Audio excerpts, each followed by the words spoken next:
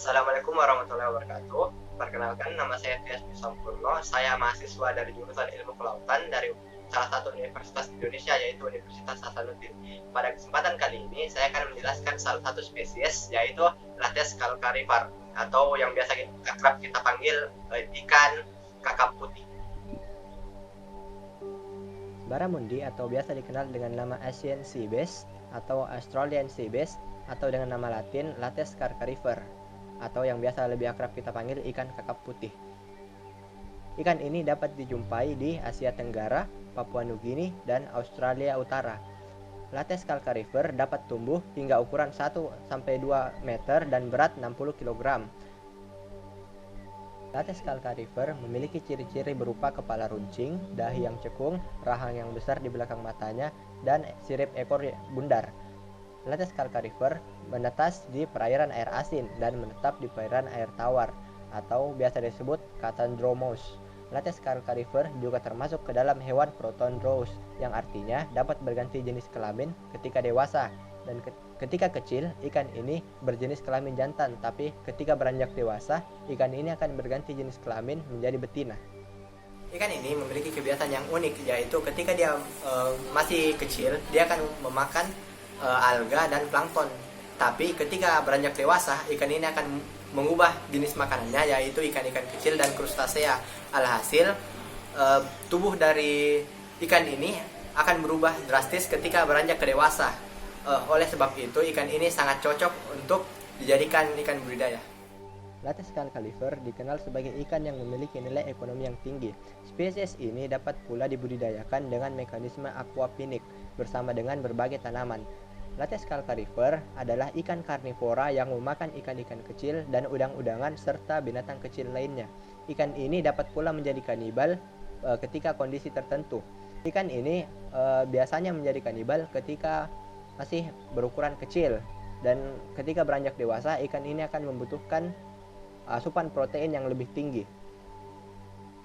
Menurut Barramundi Farming Handbook, Lates calcarivor dapat tumbuh sebesar 500 gram dalam 5 bulan, 1 kg dalam 7 bulan, dan 2 kg dalam 1 tahun. Namun, karena perilaku kanibalnya, kebanyakan ikan ini akan mati dan dimakan sesamanya pada bulan kelima. Jadi, dalam budidaya Lates calcarivor sangat penting untuk memperhatikan kelimpahan makanan dan lingkungan yang mendukung. Lates calcarivor memijah telur di perairan asin dan biasanya di karang. Ikan yang baru menetas akan tinggal di sekitar pesisir sampai cukup dewasa untuk bermigrasi ke air tawar. Secara jelasnya, mekanisme pemijahan ini dimulai ketika ikan dewasa mengeluarkan sperma dan ovumnya, dan dengan bantuan air laut, kedua sel ini akan bertemu dan membentuk embrio. Setelah 24 jam, embrio ini akan tumbuh menjadi larva. Larva ini kemudian akan tinggal di sekitar wilayah tempat kelahirannya dan mencari makan di sana kurang lebih selama 1 tahun. Biasanya, larva ini akan mencari makan berupa plankton di sekitar padang lamun dan mangrove.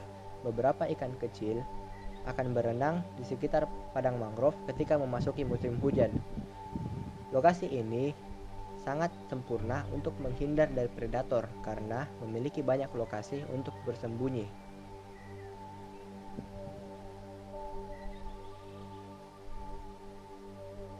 Ikan ini biasanya bersembunyi di bawah akar mangrove, di celah-celah batu, dan di sekitar tanaman laut. Ketika merasa cukup dewasa, ikan ini akan berenang kembali ke perairan air tawar dan tinggal di sana. Biasanya ikan yang dewasa berumur sekitar 3-5 tahun.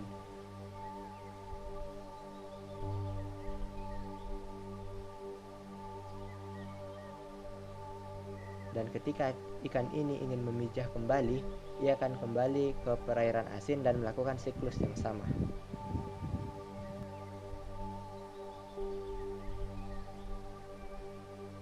Demikianlah hasil yang bisa saya paparkan. Jadi kesimpulan yang dapat kita petik, Lates calcarivor merupakan salah satu binatang atau hewan yang ada di Indonesia yang patut kita lestarikan, dan karena binatang ini memiliki nilai ekonomi yang sangat tinggi dan patut juga kita manfaatkan sebaik mungkin. Demikian dari saya. Jika ada salah kata atau ucapan, saya mohon maaf. Wassalamualaikum warahmatullahi wabarakatuh.